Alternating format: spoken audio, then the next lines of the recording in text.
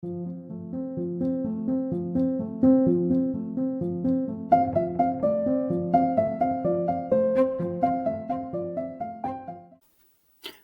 to Unraveling with Jamie and July, where we explore the many layers of healing, deep dive into the difficult or often avoided conversations, and unravel what it means to be a woman in today's world.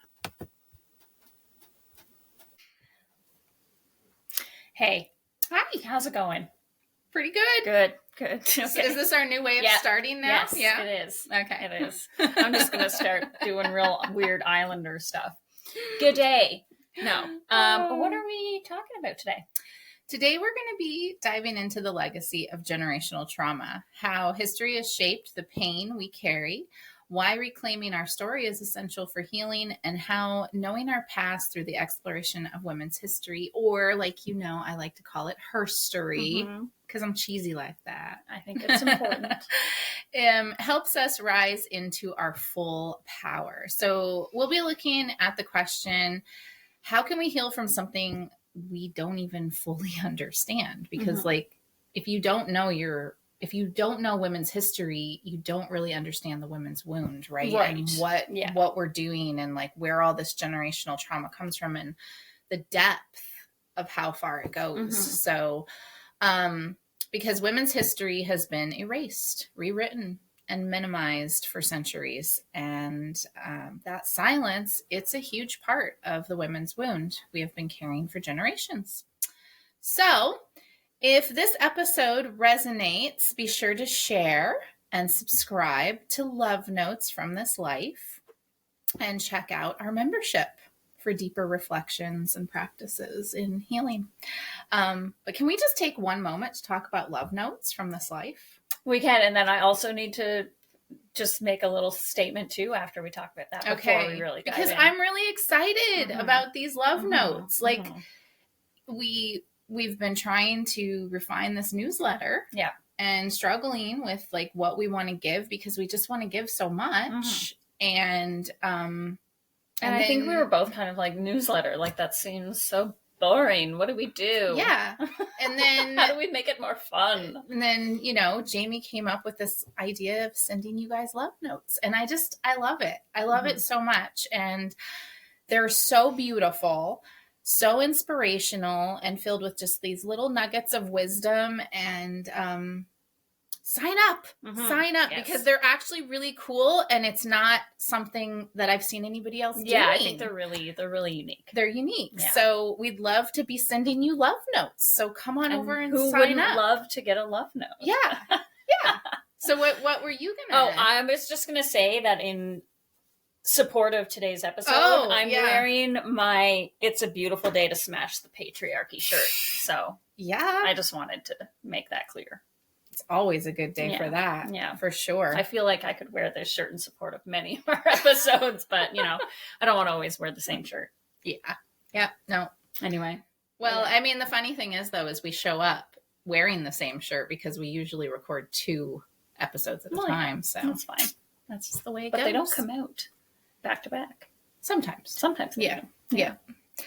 So, okay. So we're gonna dive in and start this discussion by, why do you think women know so little about our own history? Because knowledge is power.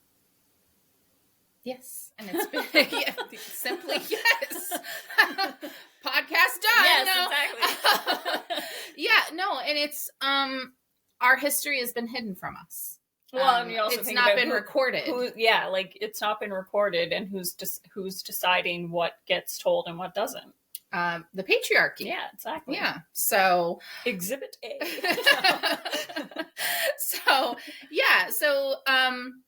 it's important to note that women's contributions and struggles have been deliberately erased, minimized, or rewritten. I mean, that's like, if you don't know how extreme that is, you're about to find out, because some pretty crazy numbers.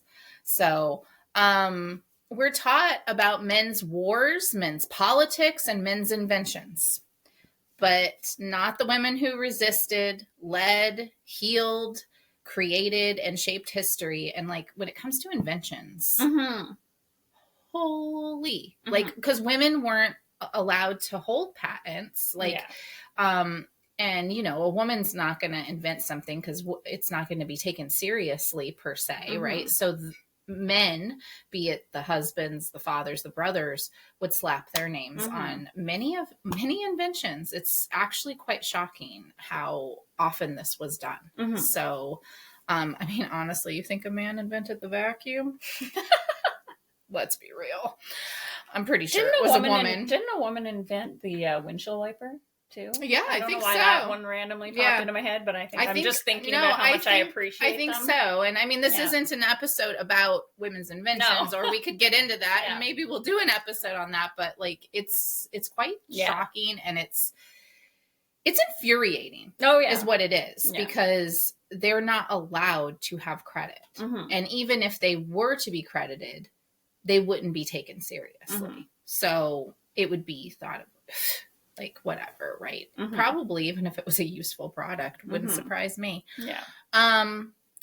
And another note is, like, without knowing the truth of our past, we lack the full picture of what shaped the world we live in. So, I mean, history is important in a general sense. It's just, unfortunately, the history that we know does not involve women. It's so grotesquely misinformed, I guess. Is you're getting half a story. Yeah, I was just gonna say you're getting half the story. So here's some of these numbers I was talking about. These powerful facts, which I told you this recently, right? Like, I don't know if it was in another episode, but whatever. I don't know what you're about to tell me. I don't think we can hear this enough. Yeah. Did you know that less than 0.5%, so half of 1% of recorded history focuses on women's contributions? I did know that because you just told me recently. That's what I'm saying. Just kidding. Yeah.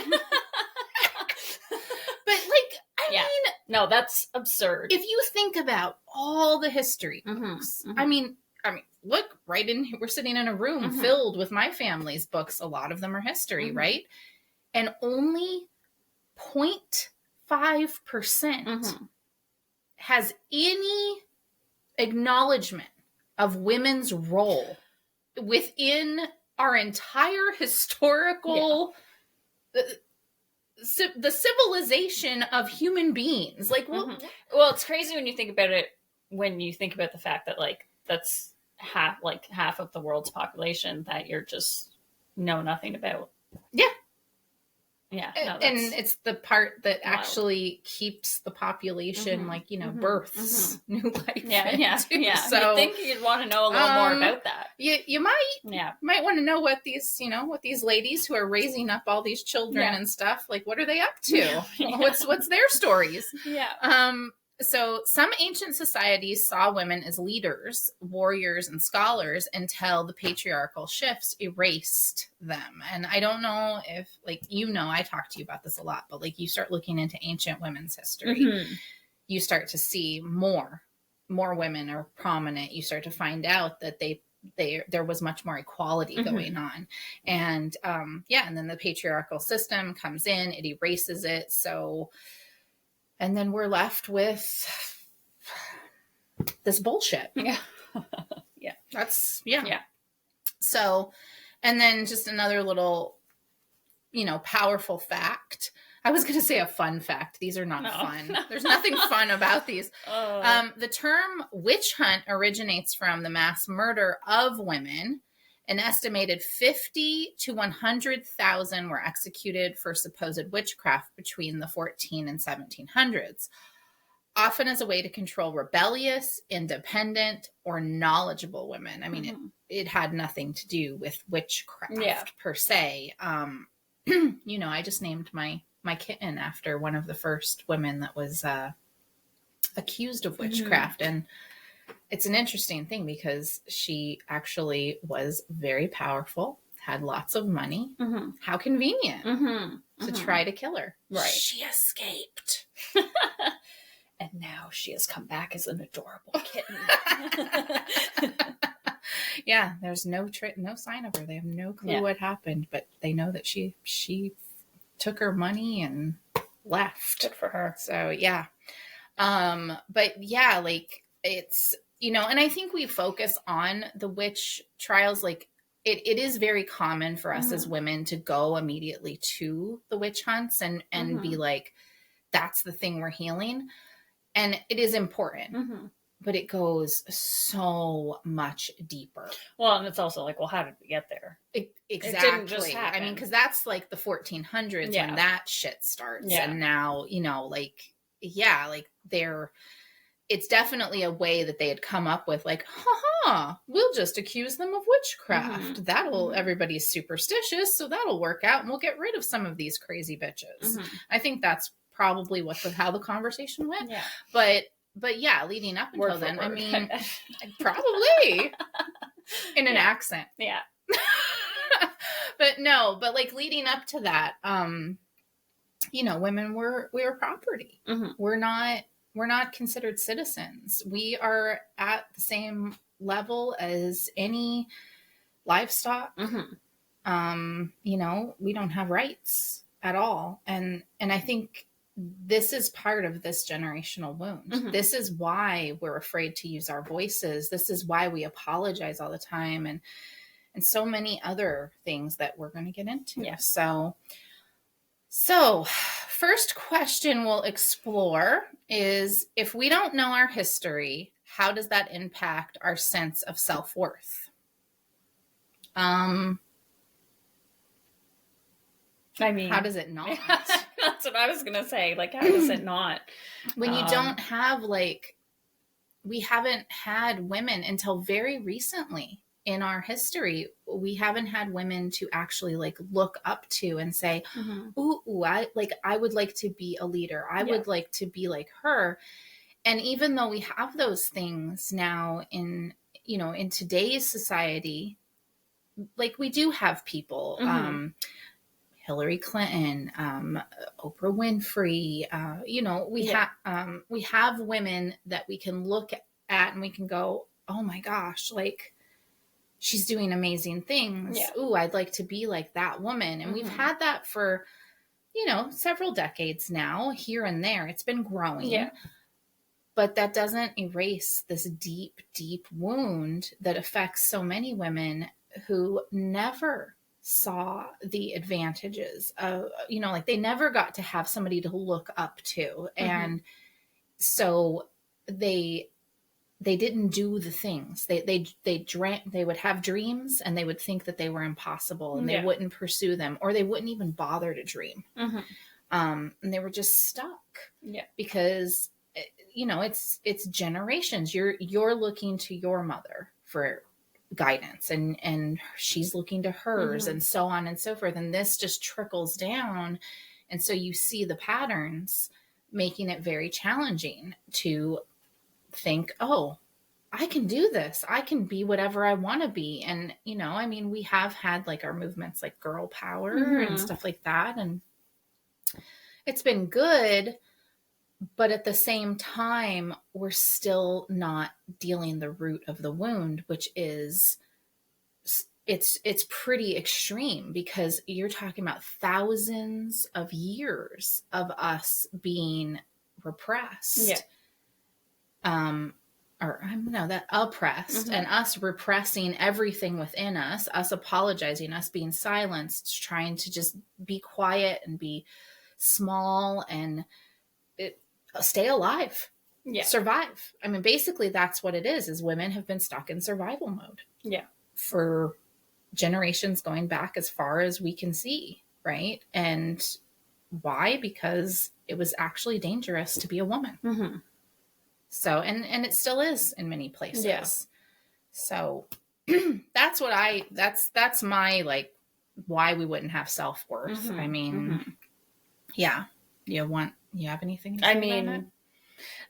No, not really. I'm just thinking of, like, the flip side of, like, starting to learn about history and how that impacts your self-worth. Oh, right? For sure. And, like, well, and that's coming, I think, in their next questions here. So, because I think if you don't know, like, I'm thinking from my own personal experience, like, before I started really learning anything about women's history, it's like, you don't even realize that you don't have self-worth. Like, in a lot of ways, you don't realize how much it's impacting you, because it's just so much what you're silent. Yeah, well, silent, and it's just like that's just how things are. Do you know what I mean? It's like it's so easy to stay and live in the that's just how things are, until you start to question, and until you start to actually learn and uncover things for yourself. Absolutely. Yeah. Can you think of a moment when you realized how much of history was missing? Like, do you remember? I mean, I don't think I still have a very good grasp on how much is missing, like, to be honest. Like, for me, I think it happened when I was in my late teens, maybe even early teens, but it had to do with the Bible. And something came over me, and I was like, something's not right. There's more to this. There's more to the story. And why don't I know more about this woman? Like, and I started to question a lot of things having to do with the Bible itself. And that's, I think, what initially sparked my, like, curiosity. Like, why aren't women being, like, there's so many men in all of the history books, but what about the women? And it sent me down the path of just consuming anything I could find, which was really hard to find at times, about any women in history. Like, I would just start looking them up and researching them and learning, and, like, you know. Yeah, I guess I should say, like, I mean, there was definitely some stuff with the Bible for myself too, where it's like, when, you know, you start to learn about, like, stuff that's been taken out and all of that kind of stuff. And then I think also for me, because like you said, it's like we most predominantly hear about the witch trials. But when I kind of started to learn beyond that was kind of, I think, for me, the moment when I was, like, really kind of like, oh, there's more like, to this. There's so much more. Both before and after that chunk of time, right? It's like this goes so much deeper. No, it's quite something. And again, like, I, you know, because, you know, I've talked to you about this before, like, it's not that I discredit, like, women's sort of focus on the witch trials. That it is important. It's just that there's so much more to it. And I think that it's almost like the witch trials has been this almost marker that has held us back from investigating further. Yeah. Right. Well, as long as I know that, then I know everything almost, like, you know, and it's like, there's so much more to know and to realize, and in healing it, to, like, actually sit with and send that healing and that love back through your ancestor, you know, back to your ancestors, back through your genealogy, and allow those feelings to come up and out. And because, like, these women weren't even allowed to be angry about what was happening to them, right? Like, they were so silenced and just so imprisoned within a society that didn't allow for them to actually express who they were, to explore anything, to learn. Like, they weren't allowed to learn to read for, you know, many women didn't know how to read for a long time. They weren't allowed to vote. They weren't allowed to just decide who they would marry. Like, they were traded. They were literally sold off into marriage, you know? And I think if you don't sit with that and you don't actually realize, like, you're carrying that within you, and it, yes, being burned at the stake, terrible, but there's also all these other women who, they didn't experience that. They decided to become quiet and behave themselves and not speak up, and, you know, and that's probably what the majority of us are actually carrying. And then the fear of being burned, the fear of being sold to, you know, as a 12, 13-year-old girl to a man who was, you know, old enough to be your grandfather to marry. Right? Like, just terrible things. And I think that sitting with them, processing those emotions for your ancestors is a huge part of the healing. So How has learning about women's history helped you in your healing journey? This was a question I put in just for you. Oh, yeah? Yeah. Gosh, I'm trying to like think. I mean, I think it's helped me mostly with like, I mean, obviously it helps you like with understanding a lot of the things that you struggle with, understanding your mother better, understanding your grandmother better, like just understanding the generations that came before you better. And I think for myself, it's allowed me to have a lot of compassion, like, and that's the key. Yeah. Like just really kind of, and like, stop beating myself up so much, like just being like, oh, okay, this isn't something that's like wrong with me. This is so much deeper than just me. Yeah. This isn't just something that I'm uniquely struggling with. This is, you know, most women are struggling with these things. Yep. And so, yeah, no, I think in a nutshell, it very much, you know, the more you learn, it helps you, have more compassion for yourself and for others, and just have a better understanding of, I think that have a better understanding too of like the struggles that we still have as women, connecting with women, you know, having friendships with other women. Like it really kind of, the more you learn, like really helps understand all of those layers of complications too. And oh, for sure. I mean, because we were trained out of survival to not even go into really deep relationships with other women, to not be able to fully trust other women, because it was such a volatile situation of, you know, let's say you share with another woman that your husband is not a good man, that he's beating you. If something happens from another, you know, within that woman's life, and she just, it's too iffy. She may report you. She may say something to the wrong person.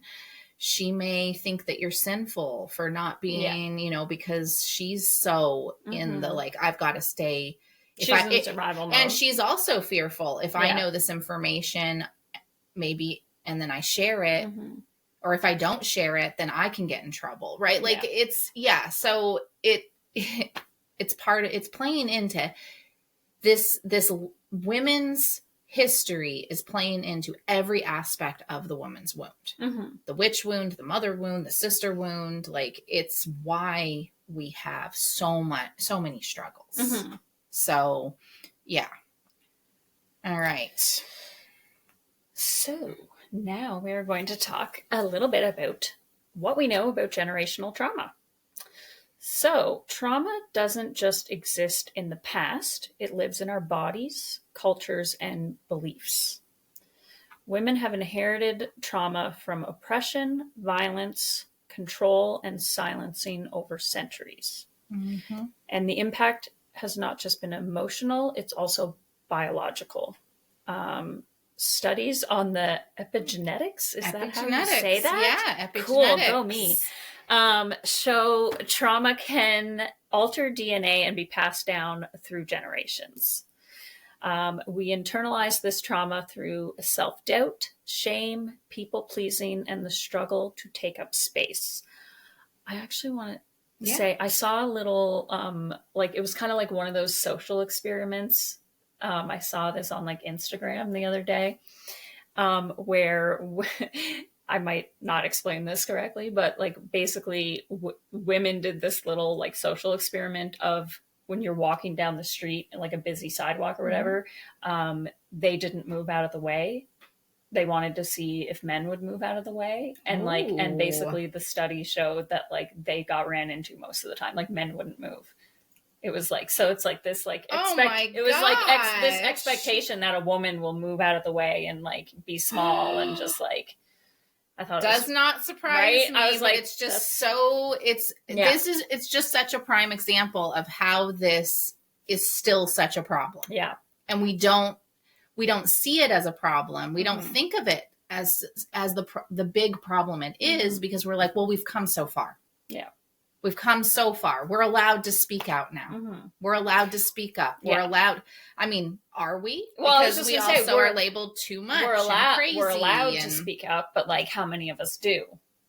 Exactly. Right. Exactly. And it's ingrained, and it's not our fault. Mm-hmm. It's not even the men's fault. And this is another thing, right? Is like approaching it from the point of blaming the men that are walking this earth with us right now. That's not the right approach. No. Like they literally are carrying the same traumas from a different angle. Yeah. Right. No, like even just thinking about, like, I was just thinking about that little social experiment, right? It's like the men who didn't move out of the way, they're not assholes. You know what I mean? It's just like, it's programmed in. Yep. Yeah.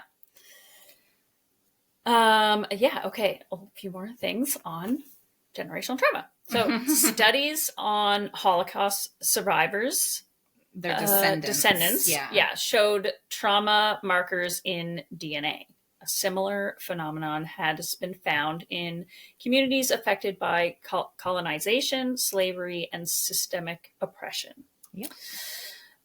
The way society treats women today is not new. It's inherited from centuries of belief about female inferiority, purity culture, and control. Women were once burned for owning land, healing others, or simply being too outspoken. We need to reflect on this and look at it. If that sounds familiar, in how powerful women today are vilified. Yeah. Sorry, my reading eyes are not great today. No, it's okay. We have these notes, and it would be a disservice to not read these things to you guys, just because, like, some people don't know these things and others of you do, but it's important. It's important to even if you do know them, to remind yourself sometimes. And especially if you're still struggling with the woman's wound, which the majority of us are. That's just the facts. Yeah. So, yeah. So how does generational trauma show up in our daily lives as women today? I mean, I notice it really dramatically with the inability to use the voice, like to say what you need and to just stand, firm in that. Being very, just being a people pleaser.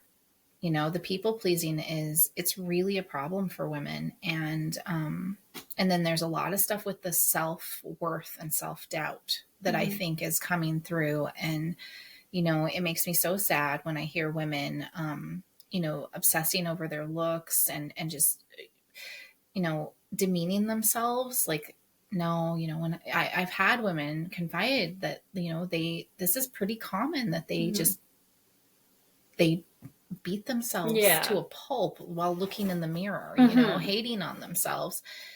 And of course, this is not just coming from like the traumas that you've experienced in this life. And we all have experienced different varying traumas. It's also coming from this deeply ingrained wound that goes way back in history from, it being so important. The only value of a woman was how she looked. So if you don't look a certain way to fit into what the society standards are of what a man wants, you have no value. Yeah. You're going to be an old maid, a burden to your family. You're going to be rejected. Or if you get a husband, he's not going to care for you very much because you don't fit into this box of what a woman should look like or whatever. And so we've carried this generation to generation for hundreds, if not thousands of years. Yeah. And it's no wonder that so many women struggle with their looks and their self-worth. Like, how could you not? Yeah.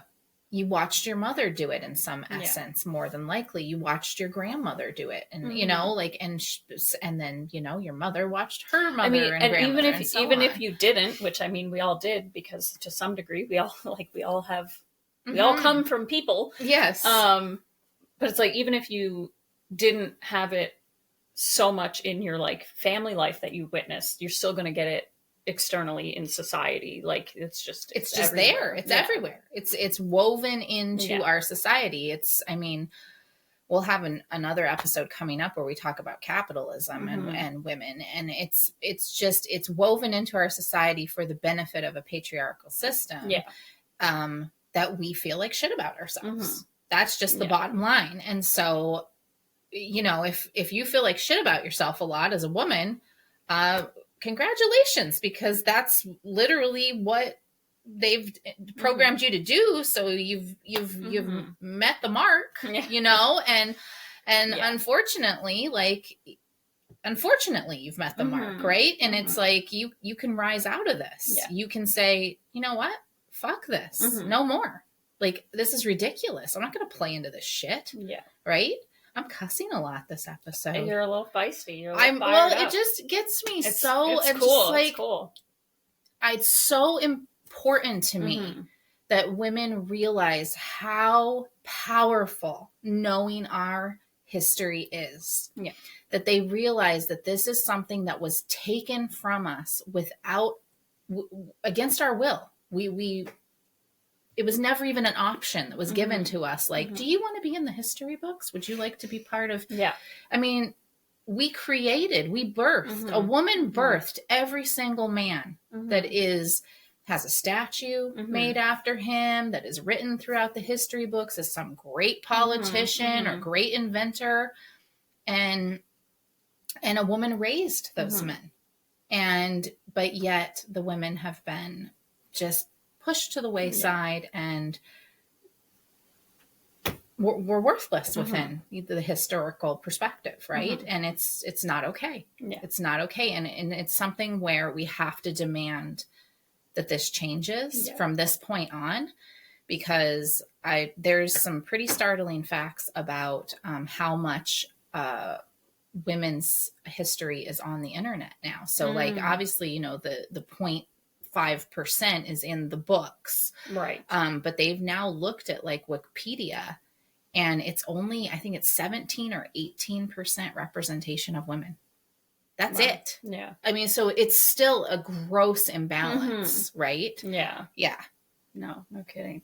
So, have you ever caught yourself shrinking to avoid being too much? Where do you think that comes? I like that. I like how it says, where do you think that comes from? Yes, certainly. Yes. Definitely heard some doozies in my day that would make you, you know, like, there was a lot of, as a child, a lot of silencing, like, you know, behave, be a good girl. You need to quiet down. Girls don't behave that way. Like, there were definitely things that were said. Yeah. Right. I remember the defining moment in my young childhood where my parents literally said, "What happened to our good little girl?" Oh, yes. And like, that was a very, like, I was so little. I was probably like 3 or 4. And I remember I was like devastated. I was like, what did I do? Like, I don't even know I was just being a kid. Yeah. Right. And just, I remember that so clearly, because I was just like, oh, I guess I'm not good anymore. Yeah. And so Jamie was born that day. I was like, oh, the shit. Rebel child. Pretty much. I was like, well, it's all downhill from here. I'm 4 years old and I'm just a fuck up. No. No, like, yeah. I was very well behaved, like, in general, and like in school, I was very like a well-behaved kid, you know, the one that got, you know, the citizen of the month and really exceptional grades and all that. But there definitely was a lot of little, you know, there were comments that you would hear as a girl. Yeah. You hear things out in society, and they do tell you to stay small. Yeah. They tell you don't be too much, because you hear, you know, other people criticizing women who are too much. Well, and I don't even think you necessarily literally have to hear those words too much. No. It's like, it's being shamed for being yourself. Oh, for, you know, 100%. Or being made fun of, or being told like, oh, you're so emotional. You're too emotional. You're too loud. You laugh too much. Like, everything is just, it can be anything. Absolutely. That's like picked apart. And yeah, I mean, you just start to shrink and keep yourself small and don't do all the things you're being shamed for doing. No, no. And I think it's still happening very much. So, no, sure. I see many young girls today still struggling with these same exact things. And that's why it's so important that we are having conversations like this. It's why it's so important to spread awareness, because the only way we're going to change anything is if we rebel and we stand up and we start making noise and we say this no more. Yeah. So for the future generations of women, so that they actually can have true equality, Yeah. It's really important. No, and I think I'm just thinking about like interactions I have with other women, and you were talking about how like a lot of women kind of like beat themselves up, and I think a lot of times, in my own experiences with even just chatting with other women and hearing them basically insult themselves and kind of interjecting, so sad. We don't even think about it. Until you actually whether that's someone interjecting and saying something, and then you start to think about it, right? And you're like, why do I say that about myself, or why do I feel that way, or but it's sad that it's gotten to that point where in a lot of ways you don't even think about it. It's just what you do until you kind of have that moment of sure. realization of why am I saying this about myself, or why do I feel this way about myself? Well, I mean, a good example of how terrible it is, how deeply rooted in it is think about how difficult it is for women to take a compliment. I know even myself, I struggle with it. I just don't respond. Yeah. It's very, I don't respond. And I feel because it's there's a discomfort. Yeah. It's getting I'm going to use this example. Getting a compliment kind of feels the same way as when people are singing happy birthday to you and you don't really know what to do. You're just kind of what do I do with my hands? Yeah. Do I sing? Yeah. Is it over yet? That's what it feels to get a compliment. It's true. And it's that's sad. But I know, for myself, it's been a journey to kind of actually pay attention to what I do in that moment when someone compliments me, and instead of pushing it away. Which I've noticed with men. I mean, and this is obviously I don't know the statistics on this, but it does seem like men are more able to take a compliment. When I compliment a man, generally speaking, I get a, oh, thank you, or wow, thanks. Oh, that's so nice of you. Now, on occasion, I get that with a woman, but even nowhere near what I've experienced. Not to not that I compliment lots of men, but not to go down this road too far, but I find even with women, even oftentimes when they say when we say thank you, it'll be say you compliment someone's outfit or something. Oftentimes what I'll hear is, oh, thank you, I just got it at the secondhand store. So it's it's thank you and then a dismiss. Yep. And it's I do that too. Yeah. We can't ever just accept it. We can't just be thanks. Yeah. I love it. Yeah. I mean, I have done that a couple times for sure. It is interesting seeing the response too. Because my favorite woman doesn't know how to take it. My favorite is thanks, I know. That one's all right, well, aren't you full of yourself? And I'm well, what? I know. Yeah, and thank you. That is a problem, right? Is that even when we're aware of all these things, we will still think that someone's full of themselves for taking a compliment. It's just, it's you wild. Can't win. No, because that is how deep this conditioning and this trauma is rooted in. Honestly, we should have started this episode with that epic speech from the movie Barbie. That should have been our intro into this. It's a pretty good speech. Yeah, no, it is. Yeah.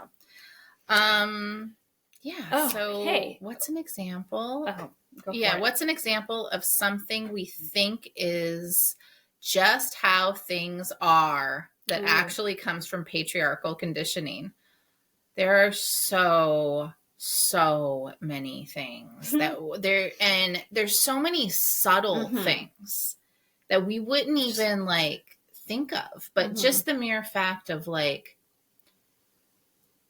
how we're expected to be in our mothering, that would be something like, well, you know, the mother takes on most of the responsibility. It's like, you know, we've talked about this in other episodes too, is like, the stuff women do is so often, like we do all this emotional support stuff within our families, our communities, our workplaces. And it's just completely, you know, nobody even acknowledges it, but it's one of those things that, well, that's just how things are. Men don't have to do that. Women do that.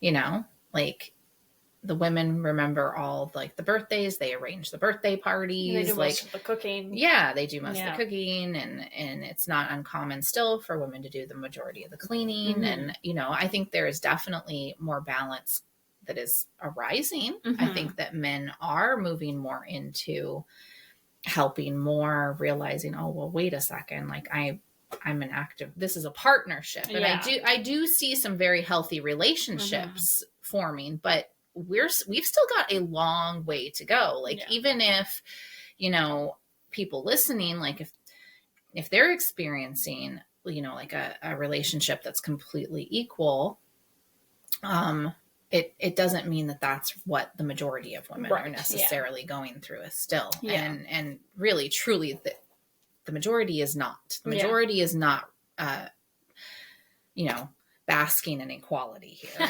That's just not the reality. So, so here's some powerful examples of this. Like, we wrote some down because that's the other thing. Is this just how things are?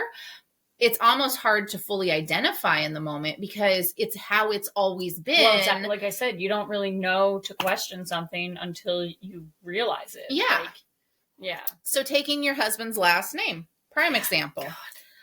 Many people assume it's just tradition, but it originates from women being considered property and transferred from their father's name to their husband's name. Yeah, because we don't have a name. Yeah. Ooh, that makes me think I should just pick my own last name. I mean, I know I kind of did, but anyway, sorry. Right? Just like a little me problem. Yeah. Yeah, no. It's part of why I've dropped last names, right? Like, I mean, I'm actually fine having my husband's last name. It's not like, that's not a bone of contention, but, you know, I know like my daughter didn't take her husband's name. She kept the family name, it is important to at least know when you're making the choice and to have, you know, don't do it just because it's tradition. Yeah. That's like, the big one. Question it. Why do I want to do this? Like, I didn't think about it until I was getting divorced. And then I was just like, why did I change my name? Like, you know, this is just... Yeah. And I wouldn't do it again. Yeah. I probably would do it because my reasons for doing it were very specific reasons, right? That I did check in with. So it depends on the individual. Yeah. Being told to smile more. Oh my God. I'm not going to lie. When I was going over the notes for this episode, I was reading these and I was getting a little pissed off. I was like, this is going to be an interesting episode because, like, I mean, how many times have you been told to smile more? Because I have. I'll tell you this. I've never been told to smile less.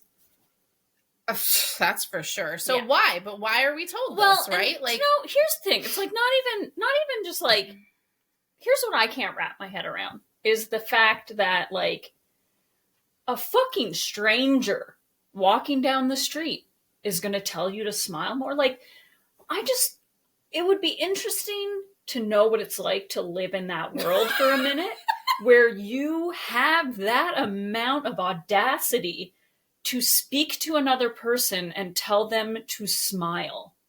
Or yell out the car window as you're driving by and tell them to smile, or yell whatever other shit you want to yell. But, like, that's an interesting level of, like, whatever you want to call that. And you think about the circumstances when you've encountered it. For me, it's always been men older women who are kind of grumpy. Interestingly enough, like, the grumpy ones, smile. Like, and then projection much. No. I certainly received it within like the family unit. I will say, wipe that frown off your face. I will say, nothing puts a smile on my face faster than someone telling me to smile. Yeah. Just kidding. Like, totally kidding. But where does it come from? Yeah. Women are often expected to be pleasant and accommodating, while men aren't held to the same standard. This stems from the belief that women exist for others' comfort. Yeah. Yeah. And it's and you don't even think about it like that, right? But it makes sense. Well, gosh, we even have a term for not, I mean, really, if you think about it, we kind of have a term for not looking pleasant. It's called resting bitch face.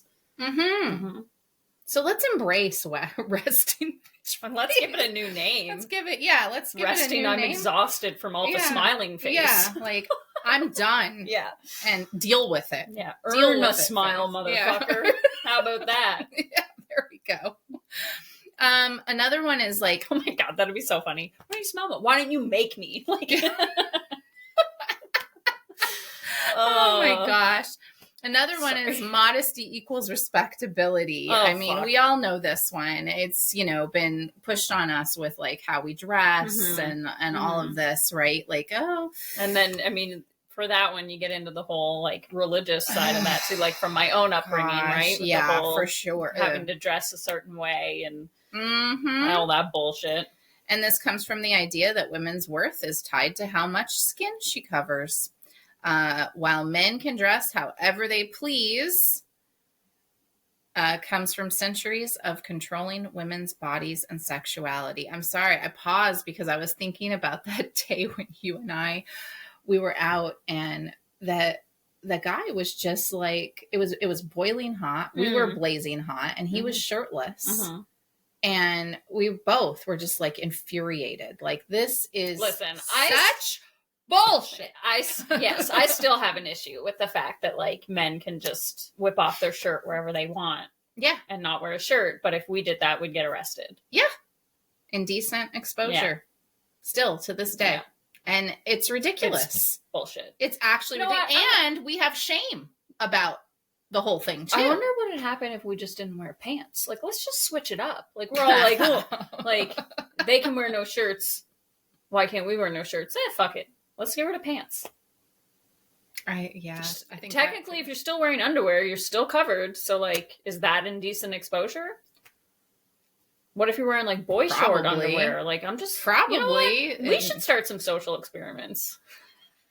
Well, we can, but I'm getting real curious about these things now. I'm just like, this is bullshit. Yeah. Well, I think it's bullshit too because of the amount of shame that we carry because of this, right? Like, because you think about it, like, yeah, I would love to have the freedom to just take off my shirt on a hot day like a man does. Yeah. On the other hand, I can't deny there's a part of me that's like, I can't do that. Oh, 100%. Because there's so much shame. I mean, if you tied think about it, to exposing your body. Absolutely. And I mean, hell, we had a whole episode talking about bras. Like, we struggle to not wear a fucking bra. Do you think, like, how much would we struggle to not wear a shirt? Exactly. Yeah. And all that shame comes from this, it's all woven into our herstory. Yep. So, housework and emotional labor. So this is the one that I was referring to, it's the assumption that women should naturally handle cleaning, cooking, and managing emotions in a household. And it's been ingrained for generations. That's how it is. And we actually put it on a pedestal, like, that selfless woman. We really revere that. That's what makes a good woman. Right. So, yeah.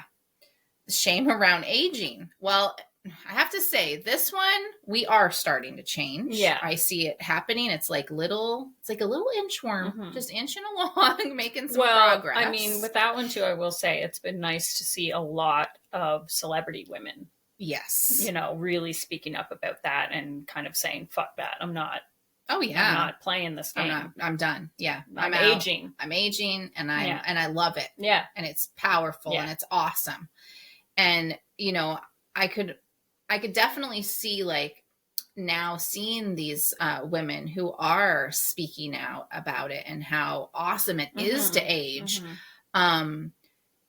why our society would shame it to such extremes. Well, you're more powerful the older you get, it feels like to me as a woman. You start to realize, and you've waded through all the bullshit. If you look, like, I mean, we see it with the women who are, more famous and celebrities who are really speaking out about this kind of, and it's like, they don't care. Yeah. You can't control a woman who doesn't care. Exactly. You can't control a woman who's confident in herself and who feels good about herself and who's embracing her age and just like everything. Like, they don't care. Yeah. So it's amazing, but you can't control them. You can't affect that woman. And so what I see looking back at history is let's make aging shameful to such extremes that it keeps them small and quiet because they're too powerful. So we just got to keep shaming them and putting them in a corner.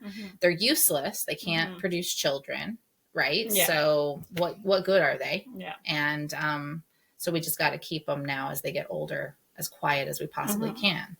Yeah. Of course, that's assuming they even made it to old age, which is also a whole other thing, which we don't, we're not going to get into that. The idea that women are too emotional for leadership. We have male leaders predominantly still. Women's emotions are weaponized against them, while men's anger or assertiveness is seen as powerful and more palatable. But if a woman behaves in the same exact way as a man does, she's a bitch, she's a control freak, she's unhinged. Oh, it must be your time of the month. Yes. I mean, I've actually heard men say, like, we want a woman as like president. She'll get her period and we'll go to World War III, like I've actually heard comments like that through my life, and it's just sickening. Yeah.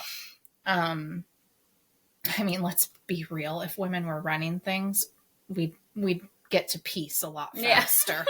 And things would be a lot more organized. I'm sorry, but that's just the facts. Yeah.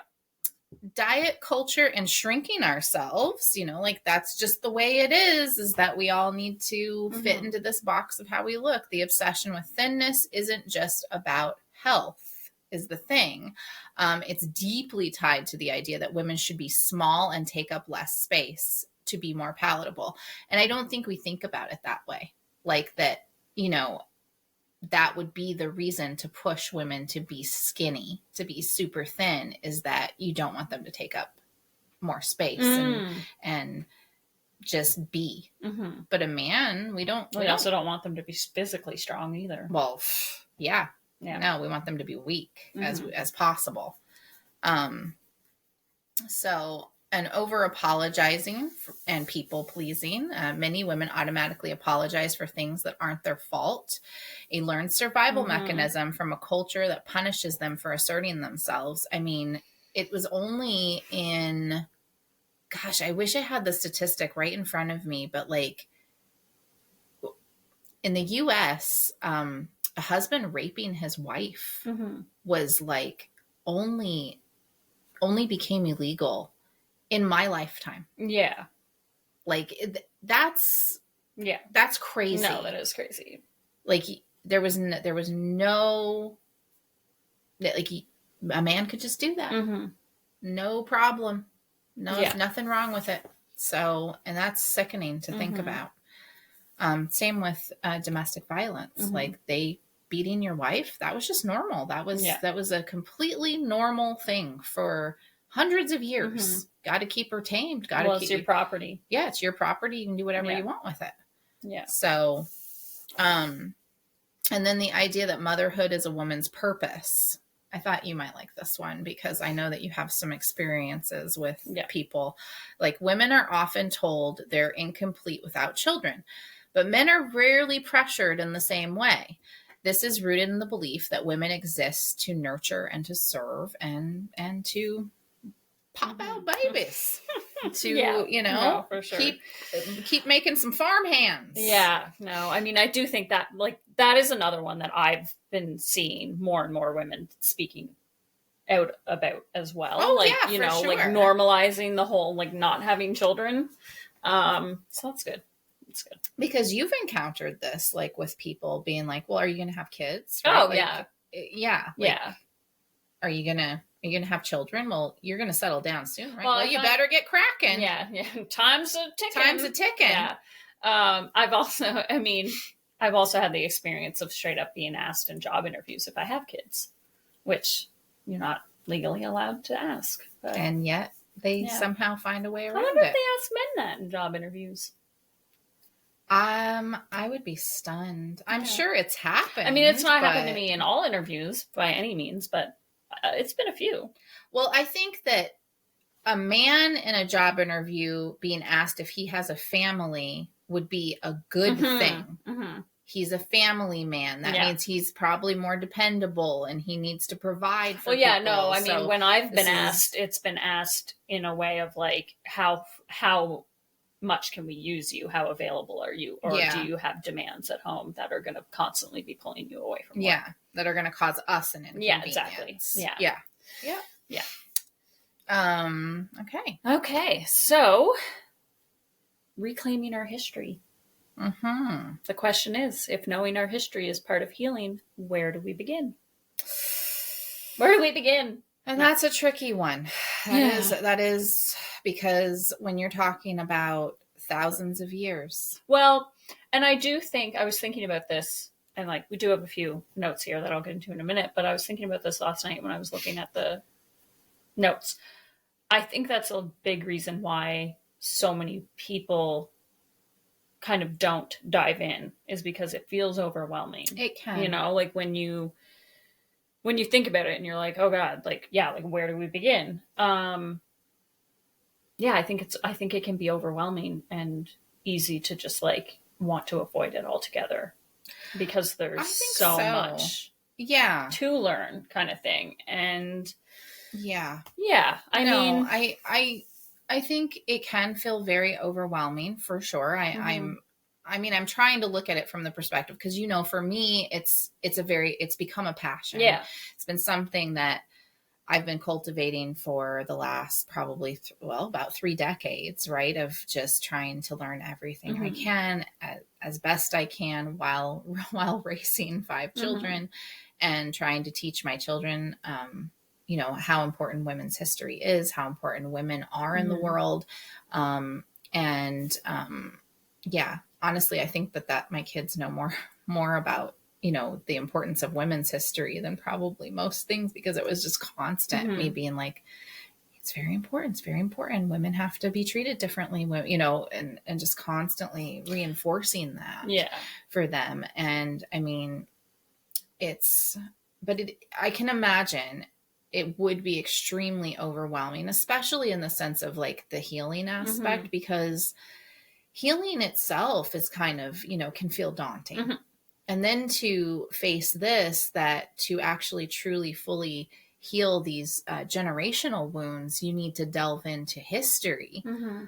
That could feel very, very overwhelming for many people, as well as learning the history of your own family, for example. Like, we'll just say, like, in order to heal, you need to kind of look at like what happened to your mother, what happened to your grandmother, to understand the generational trauma, and your father and your grandfather too. But what if you don't have the connections in your life to even find out that information? A lot of people don't, whether it's your parents have passed or you could be adopted. Like there's lots of circumstances where I could imagine people feeling like, oh gosh, like how am I ever just feeling lost in it. But I do feel very strongly that if you just start to tune in little by little, that's all you have to do. Well, and I was going to say too, like, I think, speaking from my own experience, I think there can be a feeling of like shock too, of especially when you get to adulthood, without knowing any history. And then all of a sudden you get to adulthood and you start learning things and you're like, yeah, I think there's definitely this like feeling of shock, I think, of just like, oh God, like what? And I think the majority of women do get to adulthood and don't know. I mean, how could you know when you're talking about only 5%, not 5, only 0.5% of history is even addressing women. So in school, you're not being taught this stuff. No, exactly. You have to take it upon yourself. And most kids aren't doing that. Like, and I don't blame them. Yeah. You know? Well, and I think like, I think you can also, it's like, take your own journey with it, right? It's like, Absolutely. It's not, you don't have to, like, you know, like you said, this became like a passion for you. And so you have like delved into it really deeply, and you don't, not everyone has to do that. I don't do that. Like I learn as I go, or, you know, I'm learning, I learn stuff from you. I look things up when I have questions. Sometimes, like obviously sometimes with our podcast episodes, and I'm looking things up, and I'm learning things. And it's like, really, that's all it takes is to start. It's just a matter of just starting to pick away at it and like being curious. And when you don't have to go buy books and study and, you know, dive into things, or, you know, watch the odd documentary when you see something that comes up or whatever, right? It's like, just start opening that curiosity and being willing to learn.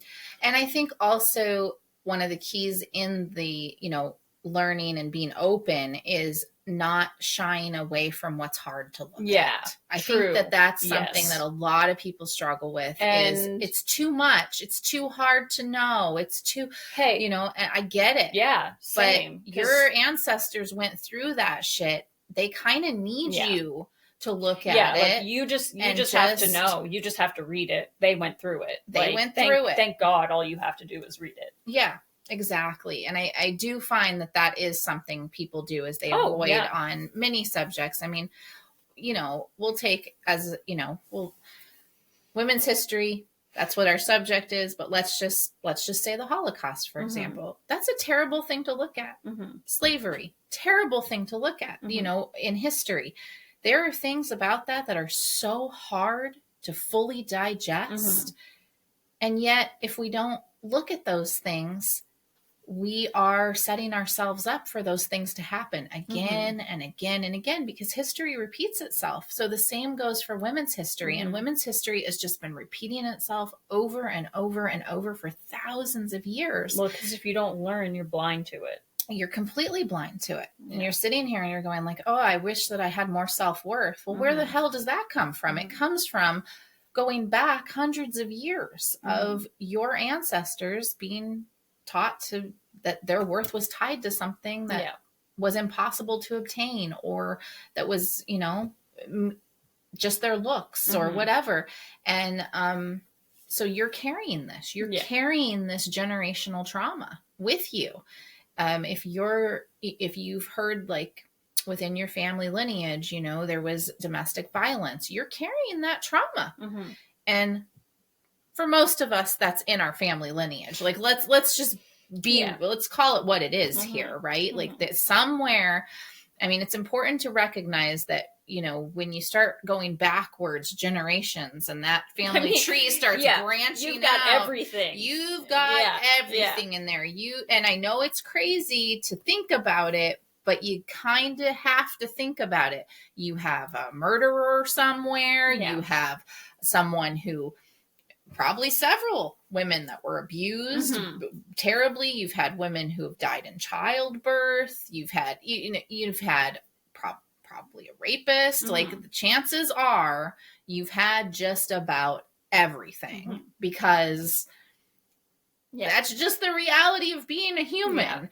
And all of these traumas, now we know through epigenetics, through all these researches that is going on with DNA, that it actually changes your DNA. So this trauma is within you, and the only way that you can actually heal it and break those cycles and move forward is by looking at it, processing it. It doesn't mean you have to like fall into some deep place of, you know, darkness. You just have to say, okay, I see that. That's where this is coming from within me. And then you can start healing it. Yeah. So, yeah, I feel like we might have covered some of these little notes, but I'll look at them and read them anyway. Yeah. So how do we begin? We already said some stuff. Yeah. We must seek out what was hidden from us. So basically what we said, like just start getting curious, learn about powerful women, ask about your own family history, and read women's accounts of the past. Yeah. Well, and like you just said, healing starts with acknowledging what was done to us and refusing to carry the shame of it anymore. Embracing the divine feminine. So restoring balance isn't just about empowering women, it's about unlearning toxic masculinity and helping everyone heal. The more we heal ourselves, the more we break the cycle for future generations. Yeah. Yeah. And I think it's important with the mention of toxic masculinity is that we have toxic masculinity and we have toxic femininity. And in truth, we've been in both of those for a long, long time now. The toxic masculine much longer. And the toxic feminine is in more recent times. And what we're trying to do through all this healing that everyone's doing is find balance, equality, and move into a state of divine feminine and divine masculine. And, you know, within those, like, because there's beauty within masculinity. Oh yeah. And the truth of it is that all men carry divine feminine and masculine, and all women carry divine masculine and feminine as well. So yeah, you got to look at those things, and here we go. Another episode we'll do. And that's the whole point is like, you know, because so often we're just like toxic masculinity. And I know my boys and my husband sometimes are just like, oh, toxic masculinity, huh? Because they hear the term so often, and we're not as often saying toxic femininity. And it's out there. It's a real thing. Yeah. Can we talk about women's cattiness? Maybe. So a few more powerful facts. The phrase well-behaved women seldom make history is often misunderstood. It was originally written by historian Laurel Thatcher Ulrich to highlight how women's contributions were overlooked in history. So it sounds like it's an empowering statement, but it was actually a commentary on how women were being overlooked. So, and then ancient matriarchal societies thrived for centuries before patriarchal shifts. This isn't about women taking over, but restoring balance. And I think a lot of people don't realize this, men and women, that we had matriarchal societies before all this patriarchal stuff came in and was so prominent. It was, I mean, women had wisdom to offer. They helped, you know, their communities, their tribes to survive. Yeah. And they were very much looked to. I mean, think about if you go back into ancient times and you just try to imagine for a moment, which is kind of hard through wading through all what we've been in for so many thousand years. But like you go back further, women must have been seen as like pretty freaking cool because we're birthing life. Like the men can't do that. I mean, they must have just been like, whoa, what did she do? Like, holy, what happened? She made another one of us. Like they don't even at this time understand how all that stuff biologically works, right? And that like what a father is and that the man provides something. Like they would have just thought she was the most freaking badass, like miraculous thing going. Yeah. And we went from, you know, that to where we are now. Yeah. Shamed. So much shame around all aspects of being a woman. So, blah. Flip the table. Yeah, flip the table. So, okay. A little more discussion. What's one historical woman or ancestor you'd love to learn more about? You have one? I mean, there's probably a lot because I don't know a lot of them, but one that came to mind was definitely Mary Magdalene. I would like to know more about her. Yeah. No, I would say so too. Yeah. Especially from watching The Chosen. I'm just like, you're a cool chick, and we didn't hear much about you in the Bible. Yeah, there's more complexity to you than we were told, and not to mention we know that we were lied to about you for a long, long time, and that's a whole part of history that's very interesting. Is that I think it was one of the popes decided that it was best to just paint her out as a prostitute. Yeah.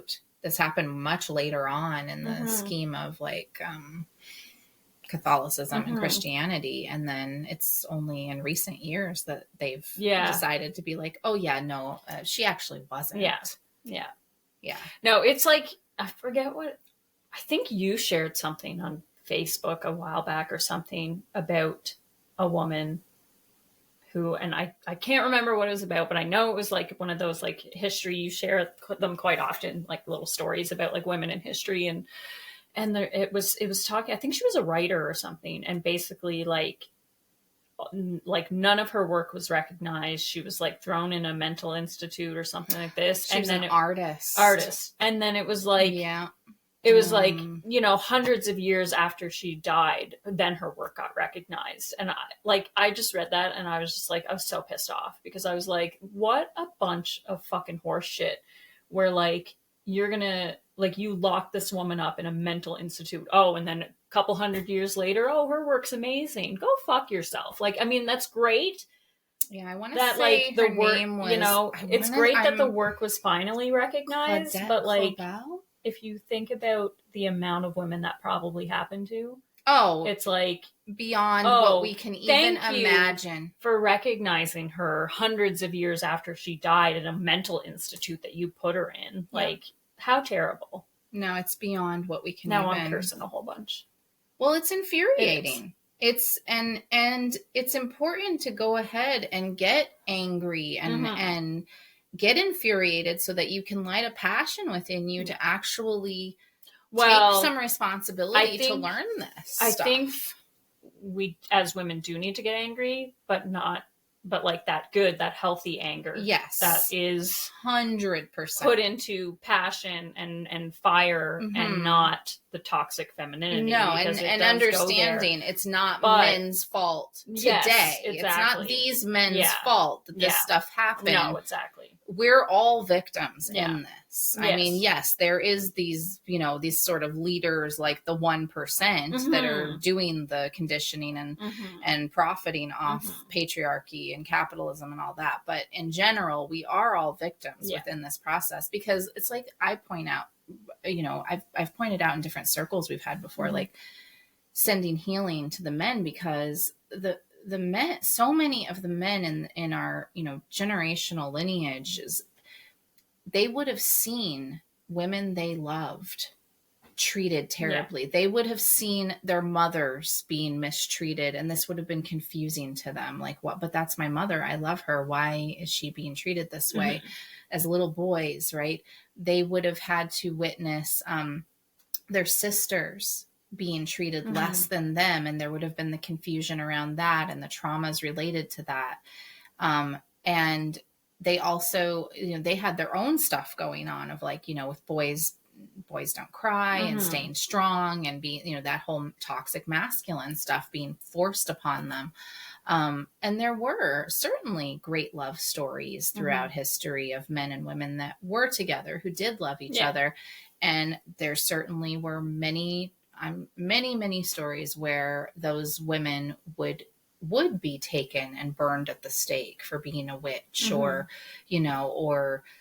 not able to have a career and contribute to society, like with their intelligence and all that, because it wasn't allowed. They did not have the same benefits as men. And, you do encounter it in literature quite a bit where, you know, like the father, he has 4 daughters and then he knows that he's going to die. I mean, Jane Austen covers this. And what are they going to do? Because women aren't allowed to own property. They're going to become destitute. And he's hoping that the person that inherits his property will show kindness to his daughters and his wife after he passes.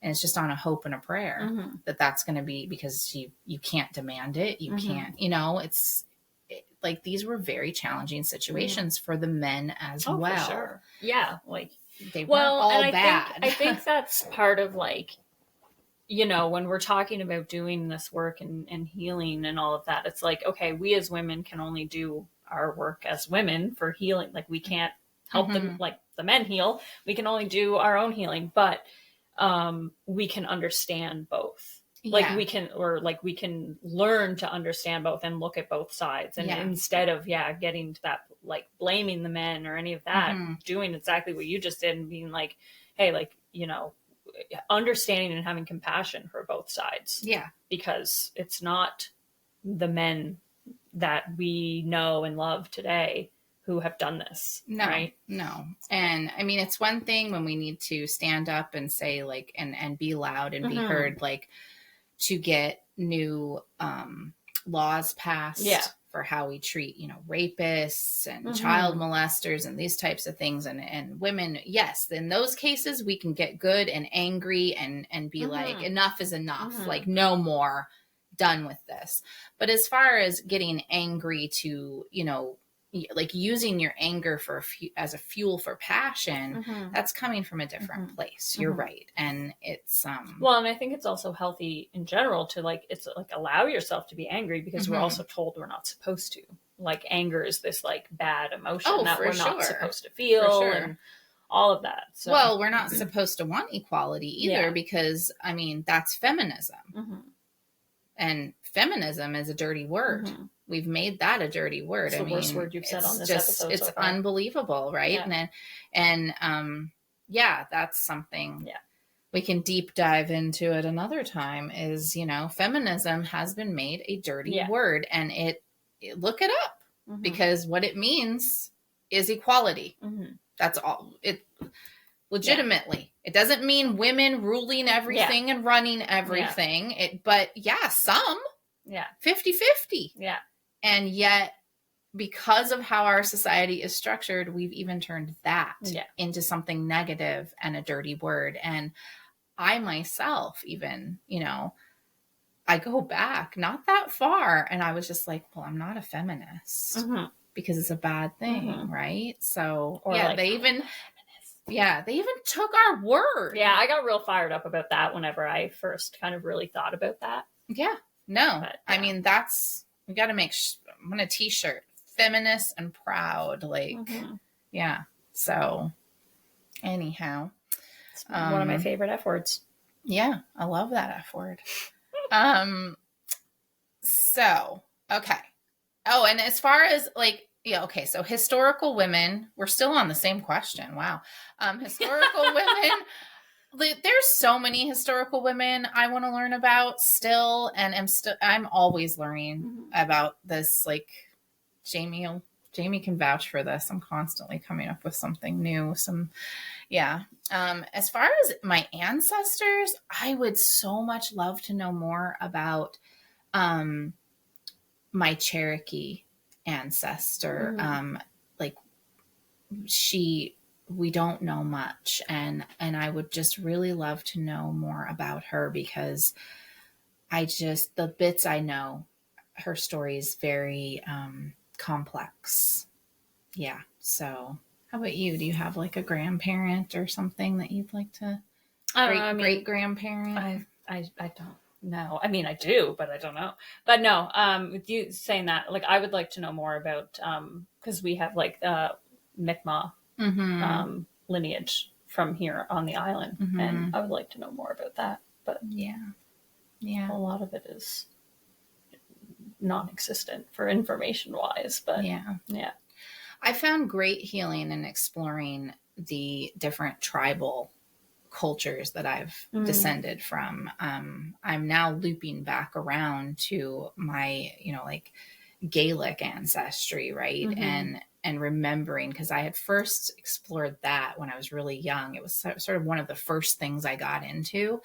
And then I kind of just did general women's history for a long time. Then I delved into the Native American for a good decade plus.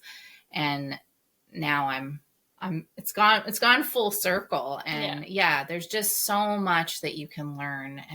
And honestly, learning about the different tribal roots that you have, and everybody has them somewhere. You've got something going on, no matter where you came from. It's very, I find it empowering because you start to find out that within those tribal cultures, there was more balance, typically. Not always, but typically. Well, and I think it's also, it's like, you know, I think I would love to learn more about my ancestry as a whole. Like, I don't really know that much. And I think it's also nice too, because it's like, it's empowering because you learn not just the negative, you know, you also learn about these characters and people who did great things, or not even that they did great things, but just like they were strong and powerful and medicine women or whatever, right? Like, you know, so you get to a more full picture of what you've come from, as opposed, because I think like just knowing the family that you grew up with and knew, and, you know, it's easy to kind of get caught up in like all the negative. It is. And not look at a much bigger picture of like how you came to be within, because there's also within all the negative, there's lots of beauty to be found. And I think that that's another reason to explore explore the history, and whether it's your own personal or a sort of a general look, is because you can actually see some amazing stuff in there too that offers inspiration. No, absolutely.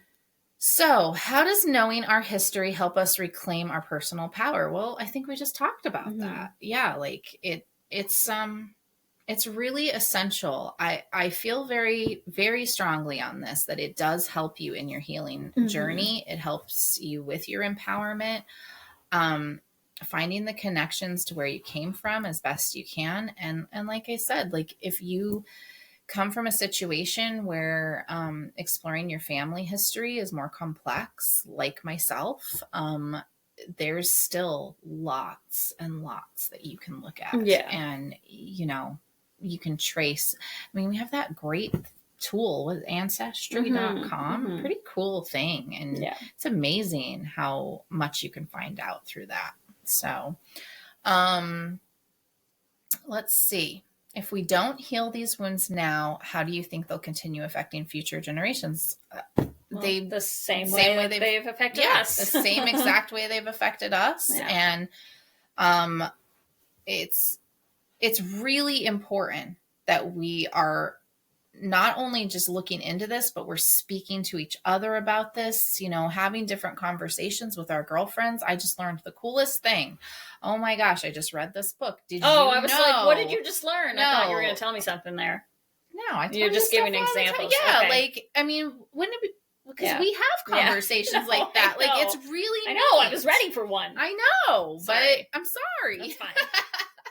I'll try to think of something. Yeah, go learn something new. I'll try to think of something. But no, like, it's just, you know, instead of just talking about the weather or the mundane, how cool is it to have conversations where you're like, hey, I read this book and I'm learning about ancient women's history. This is really cool. Like, this is where, this is something that's part of us, you know, or also being together and having moments of reflection of what it was like for women during the suffragette movement, what that would have been like. Like, could you imagine like what it would have been like to be a suffragette? First of all, you would have had to be really, really ballsy, like to, you know, even that word. Lately I'm using that word and I'm like, just ballsy. We need a female. We need a female version. But like, you know, to talk about. I'm gonna sit here and try to think. Of I know you will. Yeah. What would it be like to be a suffragette? How brave would you be? How much would you be going against the grain? What type of husband would you have to have? What dangers might you be facing if you didn't have that type of husband to stand up to this? Because women are being thrown in prison for being suffragettes, for demanding the woman's right to vote, to be treated like a citizen. They're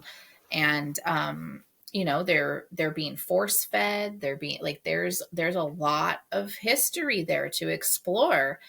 And to sit with a group of other women and like actually have a conversation about that, it's pretty fucking cool.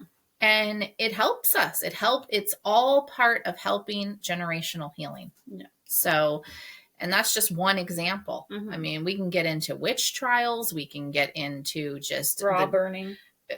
Anything. Yes. Bra burning too.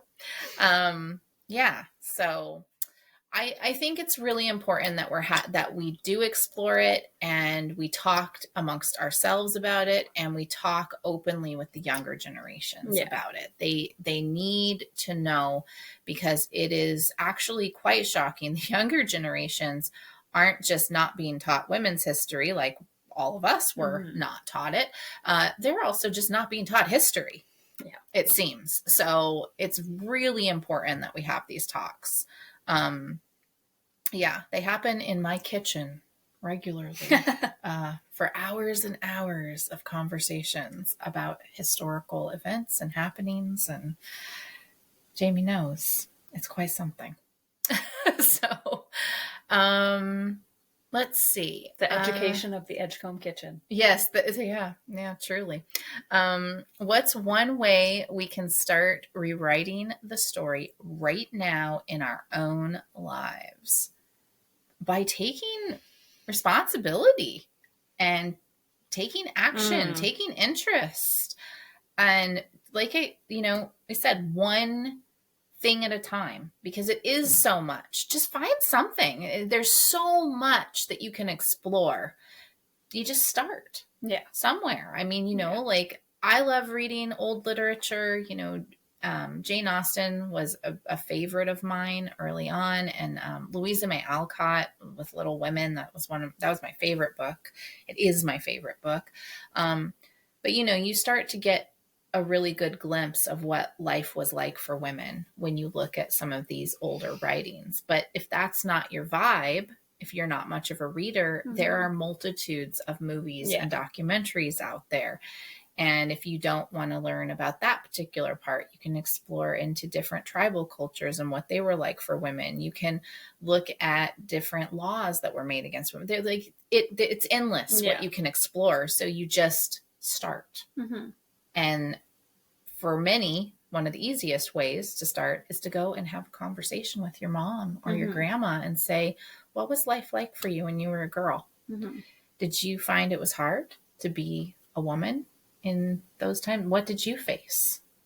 How were you treated by men? How were you treated by your mother? How did you feel about your body? Were you abused? Have you ever been in a abusive relationship? Like, how many people actually go and ask their moms that? Yeah. So yeah.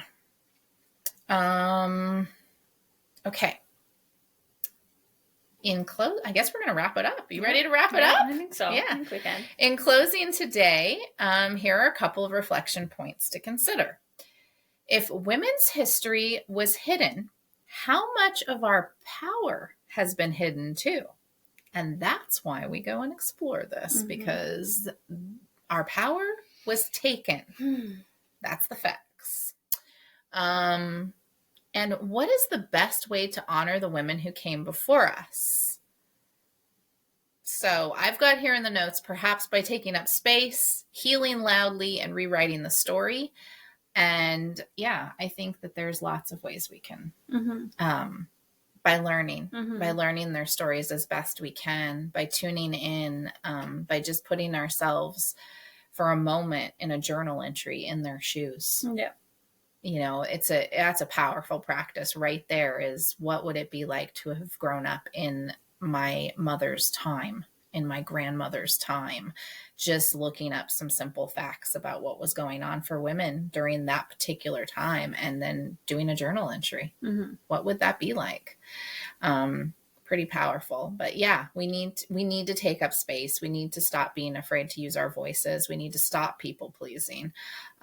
We need to heal very loudly. We need to not be quiet about this. It is time to say no more of this, feminism being a dirty word, mm-hmm. I feel, and say like, no, I am a feminist because I believe in equality and I'm not going anywhere. And I'm tired of the shame that you're casting upon me. And there's so many other ways we can honor them by just making sure that history doesn't repeat itself again and again and linger on and on. Let's break the cycles. Let's say enough is enough. So, yeah. And let's be really loud online too, because the whole thing is that the internet is like its whole other own world. So let's get those Wikipedia posts on women. Let's get them up. Let's do some pretty badass things and make sure that we get our 50%. Mm-hmm. So, anyhow, after this fiery, we would like to be in the history books. Yes. If today's episode resonated with you, please share it with someone who needs to hear it. And be sure to sign up for Love Notes from This Life, a bi-weekly gift delivered straight to your inbox. And you can find the link in our show notes or at Unraveling This Life on Instagram. If you're ready to go deeper into your healing journey, be sure to check out our membership, Unraveling This Life, for exclusive content on radical self-love and empowerment, and a community of support that we all need on this journey. So come join us and let's rise together. And until next time, we love you. Be kind to yourself and remember, you are worthy.